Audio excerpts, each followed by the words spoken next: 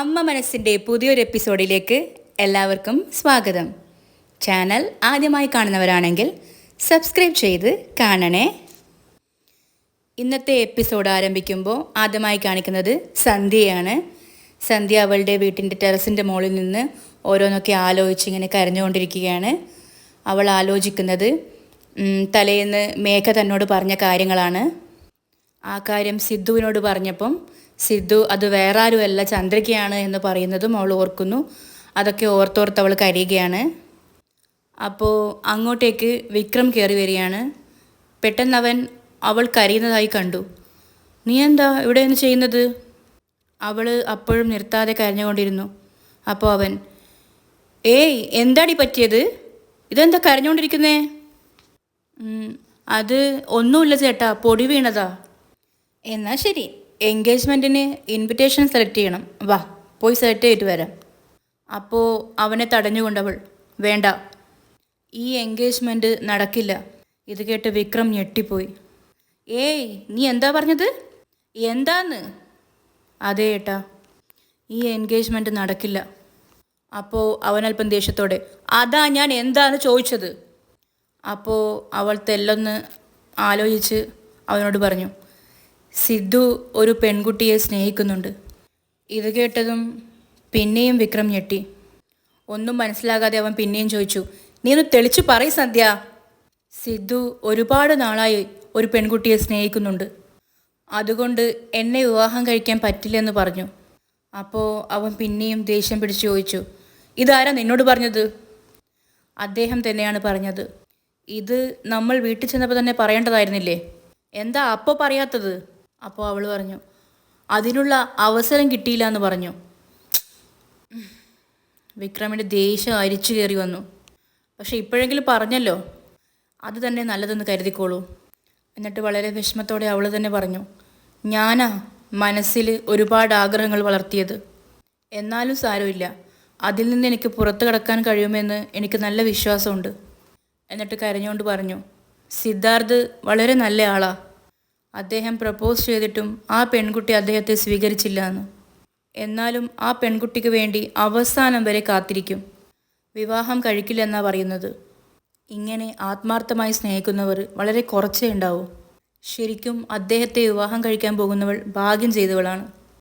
ഇക്കാര്യം അച്ഛനെ അമ്മയെ നീ പറഞ്ഞ് മനസ്സിലാക്കണം. അതുപോലെ സിദ്ധാർത്ഥ് ഒരു സഹായം ചോദിച്ചു. അവൻ ദേഷ്യത്തോടെ, എന്തു സഹായം? അദ്ദേഹം വിവാഹം കഴിക്കാൻ താല്പര്യമില്ലെന്ന് പറയാൻ പറഞ്ഞു. അവനാണെങ്കിൽ ഇതൊക്കെ കേട്ടിട്ട് സഹിക്കാൻ പറ്റിയില്ല, ദേഷ്യം അടക്കാൻ പറ്റുന്നില്ല. അവൾ ഓരോന്നും ആലോചിച്ച് കരഞ്ഞുകൊണ്ടേയിരുന്നു. ഏട്ടൻ തന്നെ അവരുടെ വീട്ടിൽ പോയി സിദ്ധാർത്ഥിനെ എനിക്ക് കല്യാണം കഴിക്കാൻ താല്പര്യമില്ല എന്ന് പറഞ്ഞിട്ട് വാ. ഇതാണ് നമ്മൾ അദ്ദേഹത്തിന് ചെയ്യേണ്ട ഹെൽപ്പ്. അവൻ പറഞ്ഞു, ശരിക്കും എനിക്ക് സിദ്ധുവിനോട് നല്ല ദേഷ്യമുണ്ട്. നീ പറഞ്ഞതുകൊണ്ട് മാത്രം നാളെ അവരുടെ വീട്ടിൽ പോയി ഞാൻ സംസാരിക്കാം. ഇതും പറഞ്ഞ് കലി അടക്കിക്കൊണ്ട് അവൻ നടന്നു നീങ്ങി. പിന്നെ കാണിക്കുന്നത് മഹേന്ദ്രൻ സാറിൻ്റെ വീടാണ്. രാവിലെ തന്നെ പേപ്പറൊക്കെ മറിച്ചുകൊണ്ട് മഹേന്ദ്ര സാർ ഇരിക്കുന്നുണ്ട്. അടുത്ത് തന്നെ ലക്ഷ്മി അമ്മയും ഇരിക്കുന്നുണ്ട്. അങ്ങോട്ടേക്ക് വീൽ ചെയർ ഉരുട്ടി ജാനകി അമ്മ വന്നു. ഏട്ടാ നോക്കൂ, ആരതിയുടെയും സിദ്ധുവിൻ്റെയും എൻഗേജ്മെൻറ്റിൻ്റെ ഇൻവിറ്റേഷൻ തയ്യാറായിട്ടുണ്ട് എന്ന് പറഞ്ഞ് ഒരു കെട്ട് ഇൻവിറ്റേഷൻ കാർഡ് മഹേന്ദ്ര സാറിന് കാണിക്കുന്നു. എല്ലാം കറക്റ്റാണോ എന്നൊന്ന് നോക്കി പറയണേ ഏട്ടാ. എന്നും പറഞ്ഞ് ഇൻവിറ്റേഷൻ കാർഡ് വാങ്ങിച്ചു. ചേട്ടൻ ഓക്കെ പറഞ്ഞാൽ ഇൻവിറ്റേഷൻ പ്രിൻ്റ് ചെയ്യാൻ കൊടുക്കാം, ജാനകി അമ്മ പറഞ്ഞു. ലക്ഷ്മി അമ്മയും മഹേന്ദ്രൻ സാറും ഓരോന്നോരോന്നായി നോക്കിക്കൊണ്ടിരുന്നു. എന്നിട്ട് മഹേന്ദ്ര സാറ് പറഞ്ഞു, കൊള്ളാമല്ലോ, ആരതിയുടെ കല്യാണമാണെന്ന് പറഞ്ഞതും എല്ലാം പെട്ടെന്ന് നടക്കുന്നുണ്ടല്ലോ. ഇത് കേട്ട് ജാനകി അമ്മ പൊട്ടിച്ചിരിച്ചു. അപ്പോൾ ലക്ഷ്മി അമ്മ പറഞ്ഞു, 2 മക്കൾക്കും ഒരേ പന്തലിൽ വെച്ച് കല്യാണം നടത്തുന്നത് നിസ്സാരമാണോ? സത്യമായിട്ടും ജാനകിയുടെ നല്ല മനസ്സുകൊണ്ട് അവളുടെ 2 മക്കൾക്കും നല്ല കുടുംബത്തിൽ നിന്ന് കല്യാണമായി.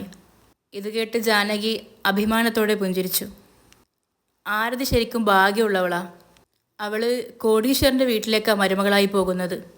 സിദ്ധാർത്ഥിനും ഒരു കോടീശ്വരൻ്റെ മകളെ തന്നെ കിട്ടി എന്ന് പറഞ്ഞ് ലക്ഷ്മി അമ്മ ചിരിച്ചു. അപ്പോൾ കുറച്ചപ്പുറത്ത് നിന്നും മേഘ അങ്ങോട്ടേക്ക് വരുന്നുണ്ട്. മേഘ ഇതെല്ലാം കേട്ടുകൊണ്ട് അവരുടെ തൊട്ടപ്പുറത്തിരിക്കുന്ന ചെയറിൽ പോയിരുന്നു.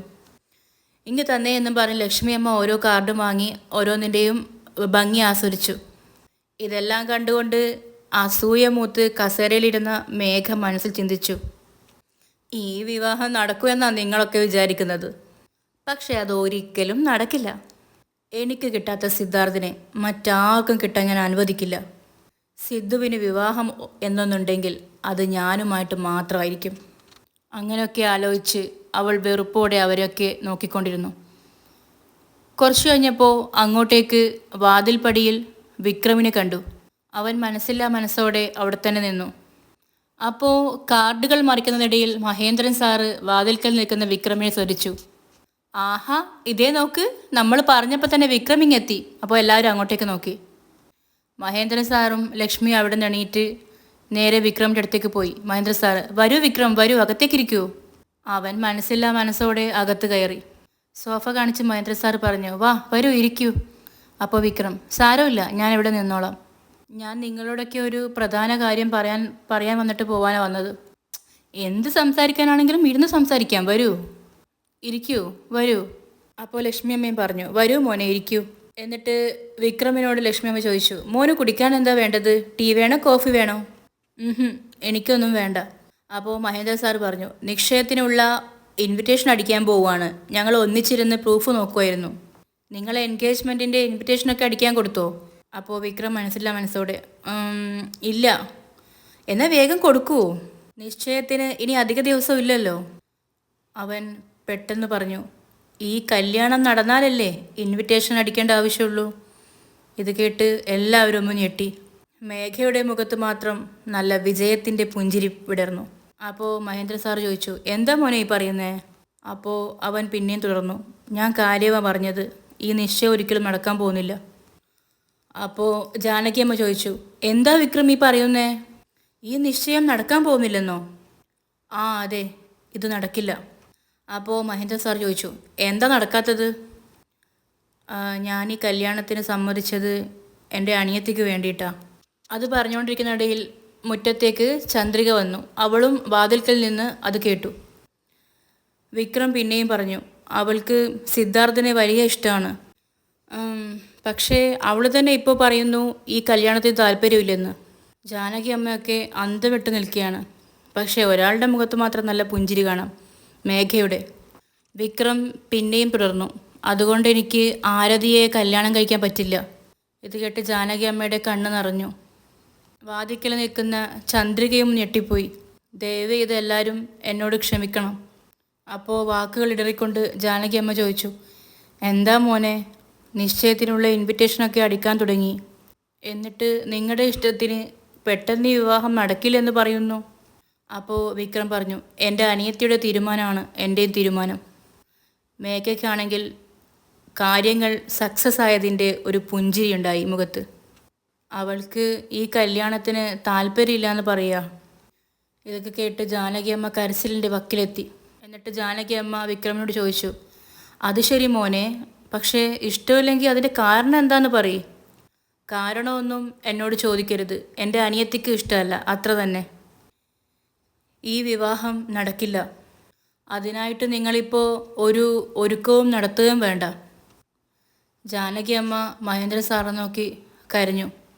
എന്താണ് ചെയ്യേണ്ടതെന്നറിയാതെ എല്ലാവരും തരിച്ചു നിന്നു. എന്നിട്ട് വളരെ സങ്കടത്തോടെ മഹേന്ദ്ര സാർ ചോദിച്ചു, എന്താ മോനെ, പെട്ടെന്ന് ഇങ്ങനെ വന്നു പറഞ്ഞാൽ എങ്ങനെയാ? ഞാൻ ഇപ്പോൾ തന്നെ മോൻ്റെ അച്ഛനമ്മമാരോട് സംസാരിക്കാം. അപ്പോൾ അവൻ പറഞ്ഞു, എല്ലാവരോടും സംസാരിച്ചിട്ടാണ് ഞാനിങ്ങോട്ട് പോകുന്നത്. ഇനി ഈ കല്യാണം നടക്കാൻ യാതൊരു ചാൻസും ഇല്ല. സന്ധ്യ സിദ്ധുവിനെ കല്യാണം കഴിക്കാൻ പറ്റില്ലെന്ന് ഉറപ്പിച്ച് പറഞ്ഞു കഴിഞ്ഞു. സോ എനിക്ക് ആരതിയെയും വിവാഹം ചെയ്യാൻ പറ്റില്ല.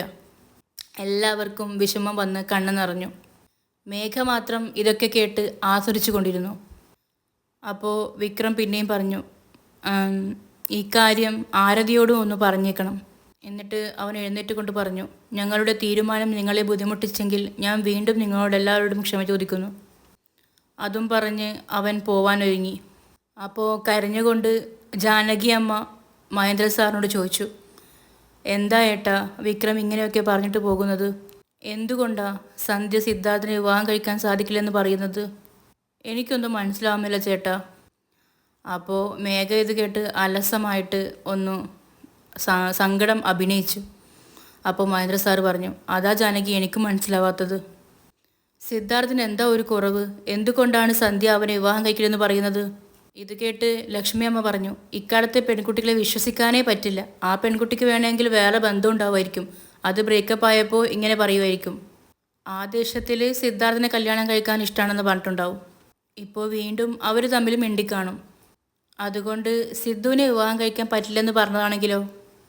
അപ്പോൾ മഹേന്ദ്രൻ സാറ്, നീ പറഞ്ഞതുപോലെ സംഭവിക്കാനും സാധ്യതയുണ്ട് ലക്ഷ്മി. ഇതൊക്കെ കേട്ട് കരഞ്ഞുകൊണ്ട് ജാനകി അമ്മ പറഞ്ഞു, ഇല്ല ഏട്ടാ, ഇതത്ര നിസ്സാരമായി എടുക്കാൻ പാടില്ല. ഇതിനു പിന്നിൽ എന്തോ ഗൂഢാലോചന നടന്നിട്ടുണ്ട്. ഇതെല്ലാം കേട്ട് വാദിക്കൽ നിന്ന ചന്ദ്രിക മനസ്സിലോർത്തു, എന്തുകൊണ്ടായിരിക്കും സന്ധ്യ സിദ്ധാർത്ഥ് സാറിനെ വിവാഹം കഴിക്കില്ലെന്ന് പറയുന്നത്? എന്തായിരിക്കും കാരണം? അപ്പോൾ വാശിയോടെ മേഘ ഇപ്പുറത്തുനിന്ന് ഓർത്തു, മറ്റൊരു പെണ്ണിനെ സിദ്ധാർത്ഥിന് വിവാഹം കഴിച്ചു കൊടുക്കാൻ ആലോചിക്കുകയാണോ? ഞാൻ ജീവനോടെ ഉള്ളിടത്തോളം അത് നടക്കാനേ പോകുന്നില്ല. ചന്ദ്രിക ഇതെല്ലാം കണ്ട് അവിടുന്ന് പോയി. അപ്പോൾ ജാനകി അമ്മ കരഞ്ഞുകൊണ്ട് പറഞ്ഞു, പക്ഷേ ഇക്കാര്യം ആരതിയോട് പറഞ്ഞാൽ അവളിത് എങ്ങനെ എടുക്കുമെന്ന് എനിക്കറിയില്ല. അവൾക്ക് വിക്രമിനെ വലിയ ഇഷ്ടമായിരുന്നു. പക്ഷേ ഇവൻ ഇങ്ങനെയൊക്കെ പറഞ്ഞിട്ട് പോകണല്ലോ. അപ്പോൾ മഹേന്ദ്രൻ സാറ്, എന്ത് ചെയ്യാനാ ജാനകി? ആരതിയോട് ഇക്കാര്യം സമാധാനമായി പറഞ്ഞ് മനസ്സിലാക്കണം. ജാനകി അമ്മ തേങ്ങിക്കരഞ്ഞു. അപ്പോൾ ലക്ഷ്മി അമ്മ അങ്ങോട്ട് പോയി ആശ്വസിപ്പിച്ചു, കരയല്ലേ ജാനകി, ദൈവം ഒരു കാര്യം വേണ്ട എന്ന് വിചാരിച്ചാൽ വേറൊരു നല്ല കാര്യം നടക്കാൻ പോകുന്നു എന്ന് അർത്ഥം. ഇപ്പോൾ എന്തിനാ നീ വിഷമിക്കുന്നേ? എന്തായാലും നിശ്ചയത്തിന് മുൻപ് കാര്യം പറഞ്ഞല്ലോ, അത് വിചാരിച്ച് നമുക്ക് സമാധാനിക്കാം. എല്ലാ ഒരുക്കങ്ങളും കഴിഞ്ഞ് കല്യാണത്തിൻ്റെ അന്ന് പറഞ്ഞാൽ നമ്മൾ എന്തു ചെയ്യുമായിരുന്നു? ജാനകി അമ്മ ഇതെല്ലാം കേട്ട് തേങ്ങി തേങ്ങി കരഞ്ഞു. അതിനേക്കാൾ എത്ര ഭേദമാണിത്. ആരതിയോട് കാര്യം പറഞ്ഞാൽ അവൾക്ക് മനസ്സിലാവും. പിന്നെ കാണിക്കുന്നത് ആരതിയാണ്. ആരതി വിക്രമിൻ്റെ ഫോട്ടോയും കയ്യിൽ പിടിച്ച് വളരെ പ്രേമാർദ്രമായി ഇങ്ങനെ ഡാൻസ് ആടിക്കൊണ്ടിരിക്കുകയാണ്. അവൾ വളരെ മനോഹരമായി ഡാൻസ് ചെയ്യുകയായിരുന്നു. നടക്കാൻ പോകുന്ന കല്യാണവും വരാൻ പോകുന്ന നിശ്ചയവും ഓർത്ത്. അപ്പോൾ അങ്ങോട്ടേക്ക് വീൽ ചെയർ ഉരുട്ടി ജാനകി അമ്മ വന്നു. ജാനകി അമ്മയെ കണ്ടതും അവൾ ഡാൻസ് നിർത്തി. ജാനകി അമ്മ എന്തു പറയണമെന്ന് അറിയാതെ അവളെ തന്നെ നോക്കിക്കൊണ്ടിരുന്നു. അവളാകട്ടെ നാണത്തോടെ ഇങ്ങനെ നിന്നു. പെട്ടെന്ന് ജാനകി അമ്മയുടെ കണ്ണൊക്കെ നിറഞ്ഞു. അപ്പോൾ അവൾക്ക് എന്തോ പോലെ തോന്നി.